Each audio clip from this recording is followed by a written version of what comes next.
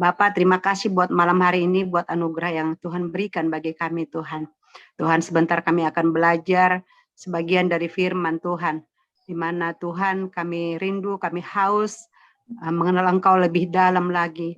Kami rindu Tuhan bisa berjumpa dengan Engkau, Tuhan, pribadi lewat pribadi, lewat kuasa-Mu, lewat roh-Mu, Bapa. Lawat kami, Tuhan, pada malam hari ini satu persatu, Bapa. Tuhan, Engkau memberkati juga seluruh keluarga kami, anak-anak kami, Tuhan, yang pada saat ini dimanapun mereka berada, Tuhan, tutup bungkus mereka, Tuhan, jagai, Bapa. Sehingga ketika kami mengikuti pembelajaran ini, ya Tuhan, kami bisa fokus, kami bisa benar-benar mendengar, dan kami bisa menerima firman yang akan kami pelajari dan kami bisa lakukan dalam kehidupan kami sehari-hari. Ini kami, Bapa, anak-anak-Mu, mari Bapa, Engkau memberkati kami, menolong kami, sehingga kami, Tuhan, bisa keluar jadi pemenang. Kami bisa keluar menjadi saksi-saksi-Mu. Kami bisa keluar menjadi firman yang hidup, firman yang terbuka, surat yang terbuka yang dapat dibaca orang lain. Terima kasih Bapa buat malam hari ini. Berfirman ya Tuhan, karena kami sudah siap untuk mendengarkan, dan hamba-Mu yang menyampaikan firman-Mu pada malam hari ini. Engkau urapi secara khusus Bapa, Engkau memberkatinya, Engkau menolong Roh Kudus senantiasa menyertai, sehingga apa yang disampaikan Bapa itu semua adalah hanya kebenaran firman Tuhan.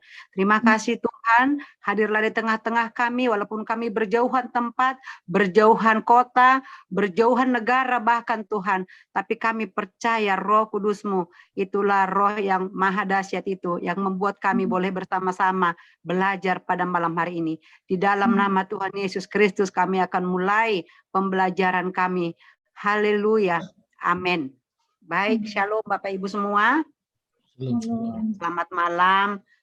Saya pertama mengucapkan terima kasih kepada Tuhan karena masih sehat ya hingga pada malam hari ini, walaupun seharian ini agak sedikit repot, sibuk, ada keluarga datang dari luar kota, jadi saya agak repot, tapi oleh kemurahan Tuhan kita bisa bertatap muka ya, walaupun lewat Zoom Bapak Ibu. Dan juga terima kasih kepada The Power of Love, pembina Pastor Surbakti yang memberikan kesempatan bagi kami juga untuk menyampaikan pelajaran buat malam hari ini. Dan juga seluruh tim yang sudah bekerja sama, yang sudah berdoa, yang sudah mendukung pembinaan ini. Kami mengucapkan terima kasih, Tuhan memberkati kiranya apapun yang kita kerjakan, apapun yang kita pikirkan, biarlah itu Tuhan yang membuat berhasil. Dan juga para peserta yang sudah mendaftar ya, kami berterima kasih buat antusiasnya, buat kehadirannya. Kami berharap jangan suam-suam kuku, jangan setengah-setengah ya. Kalau memang kita sudah komitmen, mari kita jalani, percayalah tidak ada yang sia-sia di hadapan Tuhan. Mari temukan sesuatu, mari raih perjumpaan dengan Yesus lewat pembelajaran ini. Saya percaya ketika kita sungguh-sungguh, kita akan dilawat ya. Saya bukan karena saya pintar, bukan karena saya lebih hebat dari Bapak Ibu, tapi hanya kita beda waktu. Saya pertama lebih dulu belajar. Nah, sehingga apa yang saya dapat, saya membagikan kepada kita semua ya. Demikian sebagai sambutan pada malam hari ini. Dan sedikit sebelum masuk ke materi, kami juga mau sampaikan bahwa nama pemuritan kita pada malam hari ini yaitu Encounter with Jesus Christ, ataupun perjumpaan pribadi dengan Yesus Kristus ya. Wow, keren ya. Yesus Kristus itu siapa? Jadi kalau kita jumpa sama dia pasti kita berubah, asalkan kita mau ya. Itu yang terutama. Jadi tapi kalau kita tidak mau, enggak berubah. Jadi intinya kita mau ya. Jadi di dalam pembelajaran ini Bapak Ibu perlu kami sampaikan syarat untuk menjadi peserta ya pertemuan atau pembinaan ini adalah memiliki kerinduan ya. Rindu, mempunyai motivasi yang benar, rindu mengalami perubahan hidup. Itu saja. Nah, kalau itu sudah ada kerinduan, maka kita berkomitmen dan kita ikut pembelajaran ataupun pembinaan ini. Dan perlu juga diketahui bahwa target dari perubahan di dalam pemuritan ini, yang pertama itu kita menjadi manusia yang lahir baru. Ya, apa yang dimaksud dengan lahir baru? Ya, lahir baru itu artinya kita bertobat dari hidup kita yang lama, dari ego kita menjadi hidup berpusat kepada Tuhan Yesus Kristus. Itu yang pertama. Kemudian yang kedua, kita menjadi pulih dari pikiran yang sia-sia, ya, dari luka batin, dari ketakutan, dari dosa emosional dan hubungan dengan suami istri, hubungan dengan anak, dengan tetangga, dengan keluarga, dengan siapa saja yang namanya hubungan. Itu yang kedua. Kemudian yang ketiga, kita akan menjadi pemenang, ya. Pemenang atas siapa? Atas kebiasaan buruk kita, bukan terhadap orang lain. Kebiasaan-kebiasaan buruk kita. Kalau dulu mungkin suka marah-marah. Nah, dengan pembelajaran ataupun dengan perjumpaan dengan Yesus, kita mulai bisa menahan emosi, mengendalikan emosi. Nah, kalau dulu kita masih suka penyembahan berhala, bukan berhala di bawah pohon, ya, di pohon besar atau di gunung-gunung seperti zaman dahulu, tidak. Tapi berhala sekarang ini, kalau kita lihat, kalau kaum ibu itu berhalanya apa? Iya kan? Berhalanya itu suka nonton drakor, drama Korea, atau film India yang berseri, itu namanya berhala. Kenapa? Karena kita sudah fokus ke situ.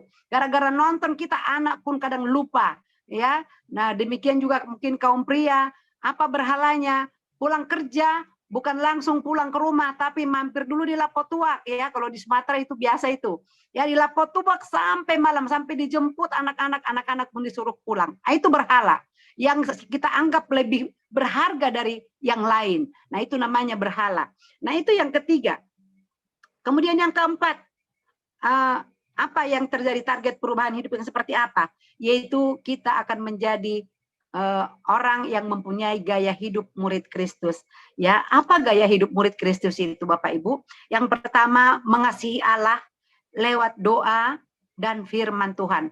Jadi setiap pagi sudah bersaat teduh, setiap pagi sudah berdoa dulu sebelum melakukan kegiatan. Itu gaya murid Kristus, itu gaya anak Tuhan. Yang kedua apa? Saling mengasihi dan memuridkan dalam komunitas. Ya, contohnya seperti ini. Nah, ini kita saling memuridkan, fasilitator nanti bersama dengan timnya, bersama rekannya, itu saling memuridkan, saling mendukung, saling mendoakan. Kemudian yang ketiga apa? Menjadi saksi Kristus dan memenangkan jiwa. Nah, ketika kita sudah masuk dalam pemuritan ini, kita merasa diberkati, kita merasa dimenangkan, maka kita juga akan mengajak teman kita yang lain. Ya, saya juga dulu seperti itu. Ketika saya merasa mendapatkan sesuatu lewat perjumpaan dengan Yesus, maka saya ajak teman saya, bahkan ada juga yang orang seberang, saya ajak mau juga dia. Ya, puji Tuhan. Nah, itulah yang Tuhan mau. Oleh karena itu Bapak Ibu, kita sebagai anak Tuhan yang mau belajar, ya, dalam pembinaan perjumpaan dengan Yesus ini, kita juga harus mempunyai gaya hidup. Yang pertama, kita harus jadi orang yang komunikatif ataupun berinteraksi. Jadi tidak kaku. Kalau ketemu orang kita sapa, kita senyum. Nah, itu namanya komunikatif. Nah, kalau di grup ini apa? Kita saling membangun lewat WA, lewat SMS. Kalau fasilitatornya tidak menyapa pagi-pagi, nggak salah anggotanya menyapa di grup. Shalom, selamat pagi Bapak, selamat pagi Ibu. Nah, itu namanya komunikatif atau berinteraksi. Nah, kemudian yang kedua apa? Kita menjadi orang yang bisa dipercaya. Ya, dipercaya apa maksudnya? Nanti ketika diskusi di dalam grup, Bapak Ibu, Anda terbuka. Bagaimana kehidupan dulu. Setelah Anda terbuka, itu bukan untuk digosipkan, ya. Jangan ember.com katanya. Jangan diceritakan kepada orang. Itu cukup hanya di dalam ruang itu, di dalam diskusi itu. Kemudian setelah selesai, nanti fasilitator berdoa. Habis itu didoakan, maka selesai sampai di situ, ya. Udah selesai. Nah, itu yang kedua. Kemudian yang ketiga apa? Kita mempunyai target, gaya hidup komunitas, ya, anak Tuhan kerajaan Allah itu kita mempunyai target, yaitu peserta yang sudah dimuridkan atau yang sudah mendapatkan pembelajaran harus mempunyai target sampai pulih, ya. Dia bisa bersaksi dan dia bisa membawa sahabat baru yang lain. Siapa itu? Entah keluarganya, entah istri, entah suami, entah anak, entah siapa saja. Ya, itu yang ketiga. Dan kemudian yang keempat, kita bisa menjadi orang yang bertanggung jawab, Ya, orang yang bertanggung jawab itu maksudnya kita saling membangun, dan kemudian fasilitator kepada timnya juga, kepada rekannya itu saling bukan menggurui tapi saling membangun, saling memberikan masukan, saling menasihati. Dan jika kalau ada peserta yang merasa terberkati, boleh bersaksi dan mengakui apa adanya. Ya, demikian. Sebenarnya memang prakem ini harus satu sesi, tapi saya persingkat, maka kita padatkan ya. Kalau satu sesi ini nanti jadi 12 sesi, ya. Jadi kita padatkan. Jadi itulah isi prakem. Dan yang penting kita ketahui, salah satu kunci keberhasilan pemuritan ini ialah keterbukaan adalah awal dari pemulihan. Jadi kalau kita mau pulih, kalau kita mau mengalami perubahan hidup setelah berjumpa dengan Yesus, mengalami perjumpaan pribadi dengan Yesus, maka kita harus terbuka. Ya, setelah mendengar firman Tuhan, nanti ada bahan diskusi. Nah, di ruang diskusi itu bersama fasilitator, kita terbuka, kita sampaikan, ada yang kurang jelas kita tanyakan. Nah, itu yang membuat kita pulih. Setelah didoakan fasilitator satu-satu, nah itu nanti membuat kita pulih ya. Nah, itu saja. Untuk itu sekali lagi kami berharap kita bisa mengikuti pemuritan ini ya, dan merespon dengan respon yang baik. Dan kalau ada PR juga nanti dikerjakan ya, ada saat teduh dikerjakan. Nah, dan juga kita belajar untuk care ya, belajar peduli, belajar membangun, belajar berkomunikasi satu dengan yang lain. Nah, itu saja. Sekali lagi kami ucapkan terima kasih buat malam hari ini, dan kita masuk ke dalam materi. Ya, Bapak Ibu, materi sudah diterima ya semua ya. Mungkin kalau ada yang belum sempat memotokopi atau mencetak, nggak apa-apa. Tapi saya percaya kita semua sudah pegang pulpen ya. Kalau ada yang perlu silakan dicatat ya Bapak Ibu ya. Nah, oleh karena itu saya akan mulai dari pertama.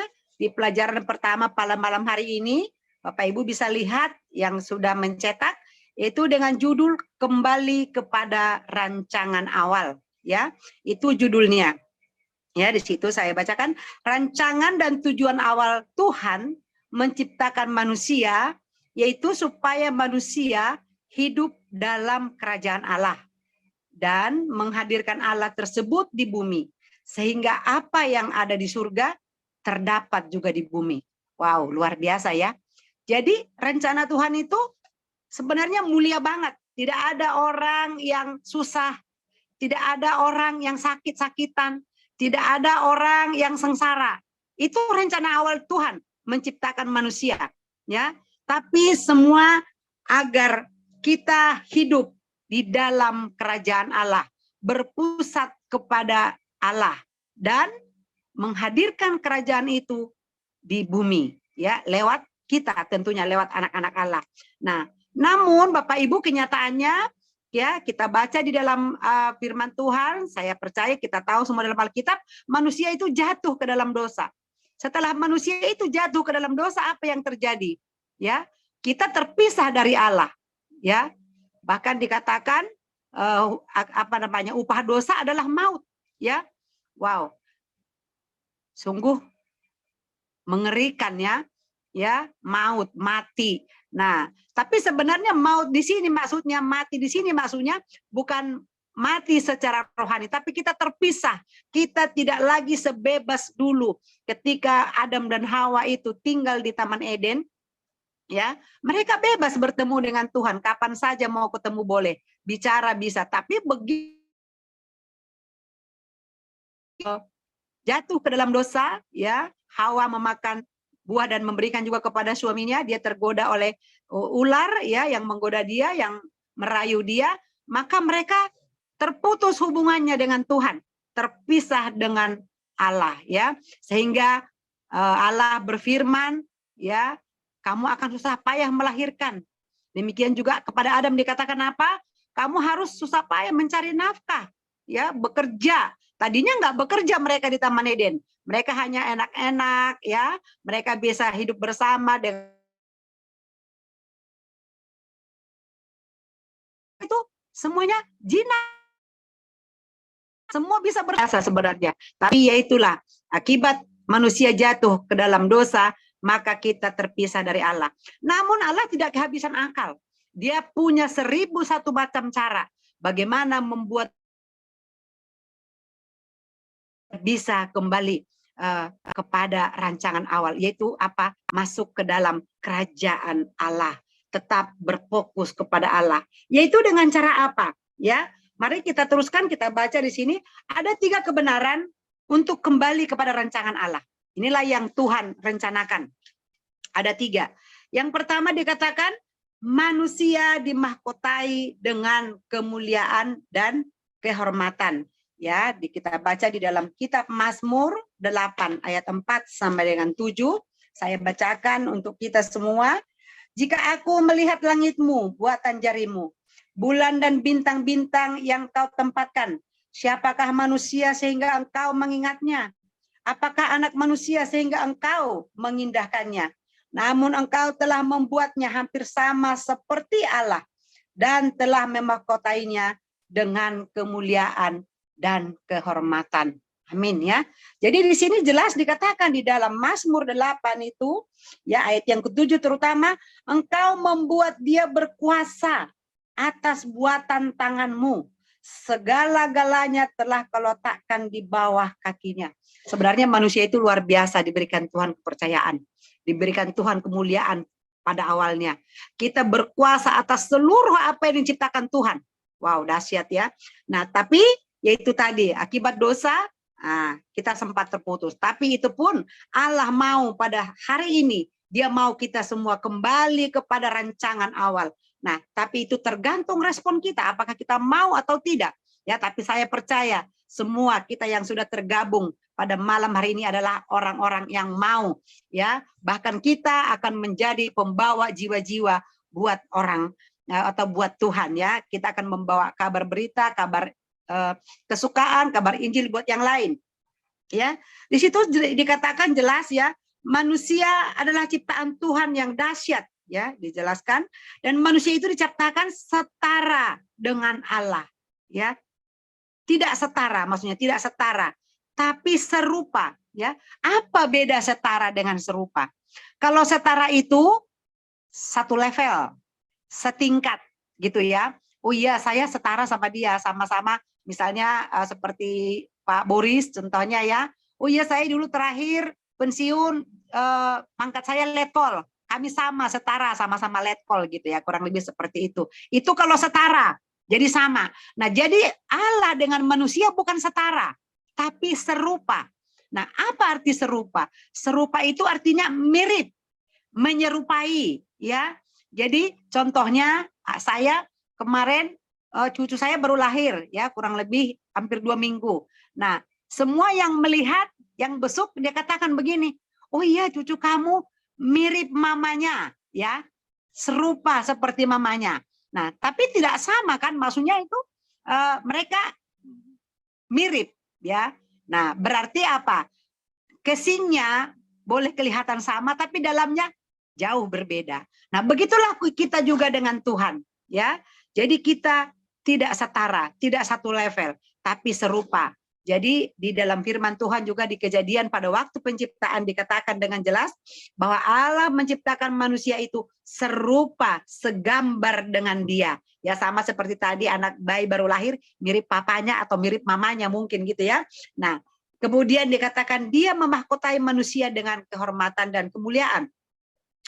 Kemudian juga Tuhan menciptakan manusia dengan kualitas ilahi untuk suatu tujuan yang ilahi, yaitu memerintah dan membangun bumi sampai penuh kemuliaan Allah.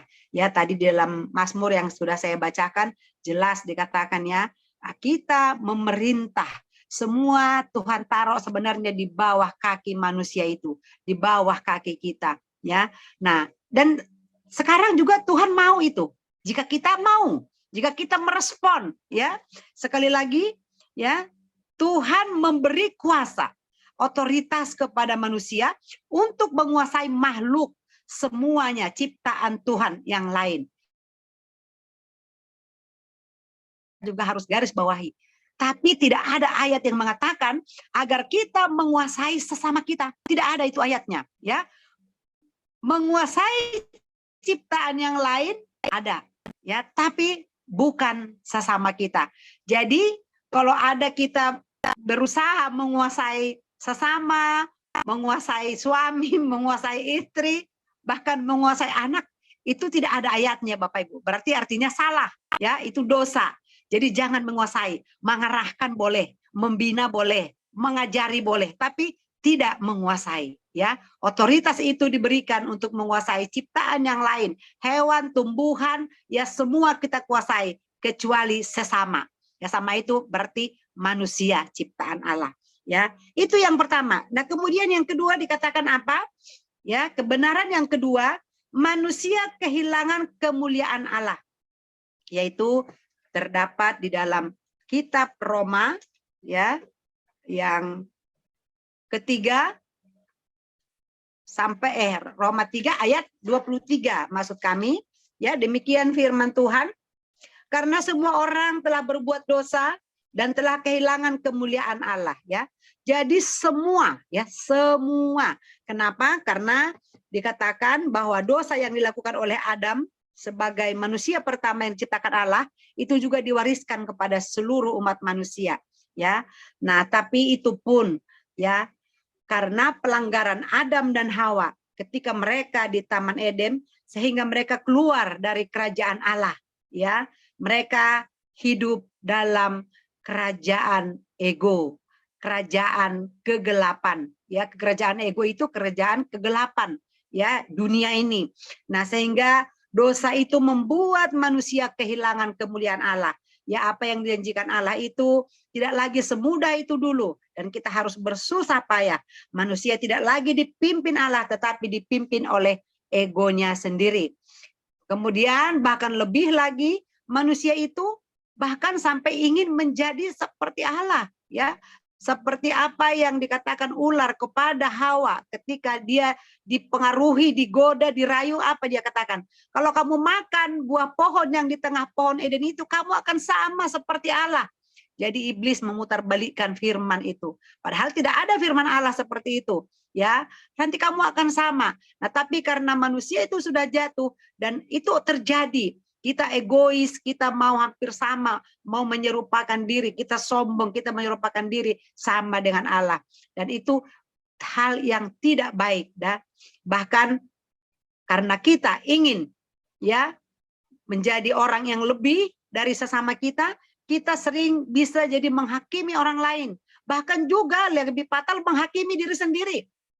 Kita merasa tidak layak, kita merasa tidak sanggup, ya, kita merasa kita tidak ada apa-apanya. Padahal Tuhan tidak mengatakan seperti itu. Dia menciptakan kita serupa, ya, segambar dengan Dia, ya. Oleh karena itu Bapak Ibu, kita lewat pembelajaran pemuritan ini kita disegarkan, kita diingatkan, ya, agar kita berusaha ataupun kita mau mengikuti apa yang Tuhan mau dalam kehidupan kita. Di dalam Roma 6 tadi, yang Roma 6 ayat 23, ya, saya bacakan untuk kita. Dikatakan di situ, sebab upah dosa ialah maut, tetapi karunia Allah ialah hidup yang kekal dalam Kristus Yesus Tuhan kita. Allah mau kita hidup di dalam kasih karunia-Nya, ya, pada saat sekarang ini juga, ya. Dia mau kita tidak ada yang binasa. Dia tidak mau kita tersesat. Dia tidak mau kita sengsara. Dia tidak mau kita sakit-sakitan. Dia mau kita menjadi orang-orang yang menang. Orang-orang yang tetap setia, tetap berfokus kepada Tuhan. Apapun masalah yang kita hadapi. Ya, banyak, ya, akhir-akhir ini manusia berusaha untuk keluar dari katakan masalah, problema, ya. Banyak mereka mencoba berbagai hal, tapi usaha itu tidaklah pernah akan baik, tidak pernah akan mulus jika Tuhan tidak berkenan. Karena semua adalah dalam kendalinya Tuhan. Itu yang kedua. Kemudian yang ketiga, dikatakan Yesus Kristus datang membawa kerajaan Allah, ya. Itu juga tertulis di dalam Alkitab kita, Ibrani 2 ayat 14 sampai 15. Bu Lydia bisa mungkin bantu bacakan? Bisa Bu Lydia? Ibrani 2 ayat 14 sampai 15. Ibrani 2 ayat 14 dan 15. Ya. Demikian bunyi firman Tuhan. Karena anak-anak itu adalah anak-anak dari darah dan daging, maka ia juga menjadi sama dengan mereka dan mendapat bagian dalam keadaan mereka, supaya oleh kematiannya ia memusnahkan dia, yaitu iblis, yang berkuasa atas maut. Ya, amin. Ya, terima kasih Bu Lydia yang sudah bantu ya.